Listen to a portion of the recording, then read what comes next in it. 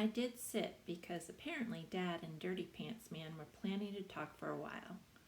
See, Dad explained, I didn't realize you were so close to the foothills. Probably a lot of predators up there that might come down if they pick up that son of pigs. Does your portable cage have a lid on it? A lid? The man replied slowly. Nope. Didn't think I needed one. They aren't flying pigs, are they? The men laughed. Maggie Rose spoke up. The lid is to keep out animals that climb, like mountain lions and eagles, even if the pigs are little. That's my game warden girl, Dad said with a smile. She's absolutely right. The man shook his head. Too bad. Well, I hope you find these little ladies a good home.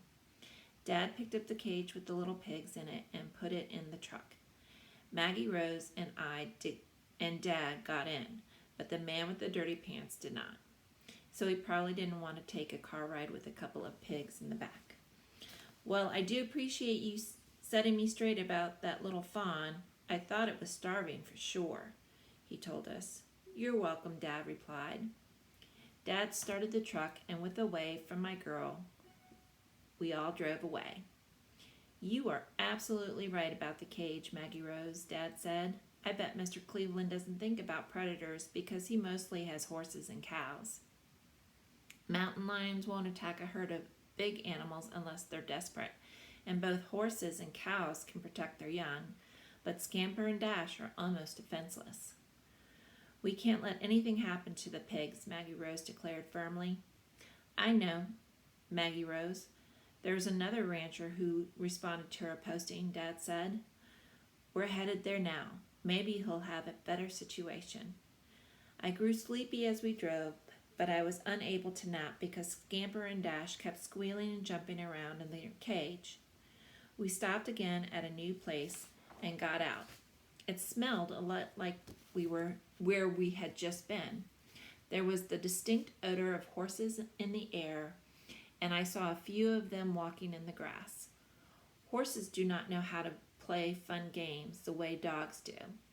I've never seen one chase a ball or wrestle with others in the park. All they do is stand around and look at one another or at the grass they are chewing on. One dog is more fun than all the horses I've ever seen in my life put together. A man came out of his house as Dad lifted out the cage with the pigs in it and put it on the ground again. Next to the man, there was a boy who looked like he was Maggie Rose's age. The boy ran up to us and then stopped. Hi! Maggie Rose looked at the ground for a moment, maybe trying to figure out what it was the horses found so fascinating about grass. Hi, she said. My name's Bobby, the boy told her. I'm Maggie Rose, my girl said. Huh? The boy replied. Is Rose your last name, or is that your middle name? My middle name. I'm Maggie Rose Murphy, Maggie Rose said. Well, I'm Bobby Jacob Dell, the boy replied. I could see this was going to be one of those times when people stood around talking for a long while. When that happens, all a good dog can do is either wait for them to play or go off on her own. Since I was off leash, I had wandered away, sniffing at the base of the tree and along the tires of our truck, when I saw something overhead. It was Casey the Crow, my best friend. Casey likes to follow me around and land on my back. Lately, he had started chasing us when we did car ride in the truck. He turned lazy circles overhead before fluttering down on a tree branch just above the cage where Scamper and Dash were busy wrestling with each other. And that's when I smelled it. A familiar scent was coming to me on the breeze. Frankly, it smelled a lot like Scamper and Dash, so I knew instantly that it was Pig. In that moment, I recalled the big animal watching us as the baby animal lay on the ground. There had been a milk smell on the large creature, and I now understood that it was the mother of the little animal on the grass. That's why two animal scents had been mingled. The mother had been lying with the little animal. Mothers do that sort of thing. My mother used to, in the time when I lived with her and not with Maggie Rose. This made me remember something else. when I first met Scamper and Dash. They had been coated with a thick blanket of odor. It had smelled like grown-up pig and also a little bit like milk. Obviously, what I had smelled on Scamper and Dash was a mother smell. Scamper and Dash had a mother, and the familiar odor coming to me now was that very same pig. I do not know if the two little pigs smelled their mother, but I sure did. I went to the cage and we touched noses. Scamper and Dash were, as usual, full of energy and wanting to race around even inside the small cage. If I were in there, we would all be wrestling. I knew if I wanted to be a really good friend to them, I would lead them toward the mother scent. When animals are very young, they need to be with their mothers.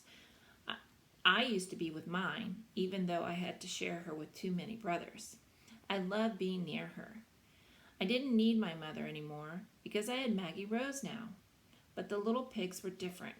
They were younger than I was, and they didn't have their own people yet the way I had my girl. If the little pigs were going to reach their mother, they needed to come out of the cage. I pawed at the cage door, frustrated that it was locked. I looked over at my girl to see if she was willing to come help me. However, she was busy talking to the boy her age while Dad was busy talking to the man his age. I would have helped my friends my own age. I would have to help my friends on my own. I pawed at the door again, and the pigs watched curiously. They did not know what I was doing, but they were very interested in it anyway. With a flutter, Casey the crow landed on the bars at the top of the cage. This was very exciting to the two pigs, who raced around in small circles and then jumped on each other. Casey was watching me, though not the pigs. He twisted his head one way and the other, in a gesture that I had learned meant that he was trying to figure something out. I raised my paw to the cage door again.